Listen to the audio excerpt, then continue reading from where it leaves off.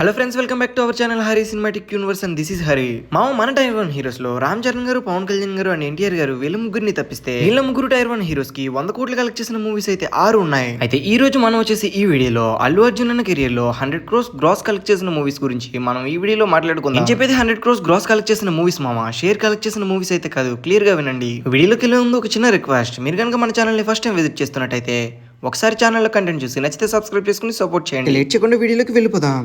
Allu Arjun career లో first పడ్డ 100 crores movie వచ్చేసి రేసు గుర్రం. 2014 లో సురేందర్ రెడ్డి గారి డైరెక్షన్ లో కమర్షియల్ మూవీగా వచ్చిన ఈ మూవీ వచ్చేసి ఫుల్ రన్ లో 102 కోట్ల వరకు గ్రోస్ కలెక్ట్ చేసి ఒక కమర్షియల్ మూవీకి ఈ రేంజ్ పొటెన్షియల్ ఉంటుందా అని అందరూ షాక్ అయ్యేలా చేసింది. రేసుగుర్రం మూవీతో 100 క్రోర్స్ క్లబ్ లోకి ఎంటర్ అయిన అల్లు అర్జున్ ప్రతి 2 years కి ఒక 100 కోట్ల సినిమాని పక్కాగా దింపాడు. 2014 లో రేసుగుర్రం మూవీ తర్వాత 1 year గ్యాప్ తీసుకుని 2016 లో సరైనడు మూవీతో ఇంకొకసారి మరొక 100 కోట్ల మూవీని దింపాడు అల్లు అర్జున్ అన్న. బోయపరి డైరెక్షన్ లో కమర్షియల్ మూవీగా వచ్చిన సరైనడు మూవీ కూడా ఫుల్ రన్ లో 110 కోట్ల వరకు గ్రోస్ అయితే కలెక్ట్ చేసింది. అందరు హీరోస్ ఎక్స్పెరిమెంట్స్ చేసే టైంలో అల్లు అర్జున్ అన్న మాత్రం కమర్షియల్ మూవీస్ తోటే బ్లాక్ బస్టర్స్ కొట్టేవాడు. బోయపరి డైరెక్షన్ లో బాలకృష్ణ గారి తర్వాత ఎవరైనా హిట్ కొట్టారంటే అది అల్లు అర్జున్ గారు మాత్రమే. చాలా మంది హీరోస్ బోయపటి గారి డైరెక్షన్ లో మూవీస్ చేశారు, కానీ అల్లు అర్జున్ అన్నకు పడ్డ రేంజ్ లో హిట్ అయితే ఎవరికి పడలేదు. సరైనడు మూవీతో 2016 లో కమర్షియల్ గా అంత పెద్ద హిట్ కొట్టిన అల్లు అర్జున్ అన్న వచ్చేసి 2017 లో డీజే అనే పేరుతో ఒక కొత్త డిఫరెంట్ మూవీని అయితే దించాడు. 2017 లో వచ్చిన డీజే మూవీ అనుకున్నంత రేంజ్ లో ఆడలేదు, కానీ ఈ మూవీలో అల్లు అర్జున్ పర్ఫార్మెన్స్ సూపర్ ఉంటుంది.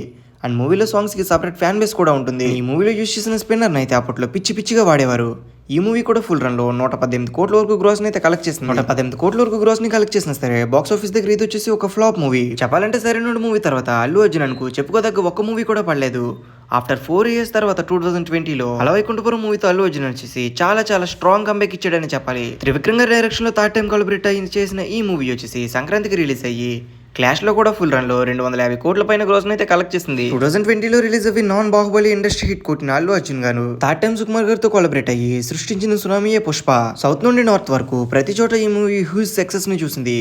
ఈ మూవీ వచ్చేసి ఫుల్ రన్ లో 300 కోట్ల వరకు గ్రోస్ అయితే కలెక్ట్ చేసింది. బాహుబలి సీక్వెల్ తర్వాత ఏదైనా సీక్వెల్ కోసం ఇండియన్ ఆడియన్స్ అంతా అలా వెయిట్ చేశారంటే అది పుష్ప సీక్వెల్ గానే చెప్పాలి. పుష్ప సీక్వెల్స్ ఆ బాహుబలి రికార్డ్ ని కూడా బ్రేక్ చేయడానికి దగ్గరలోకి వచ్చాడు అల్లు అర్జున్ అన్న.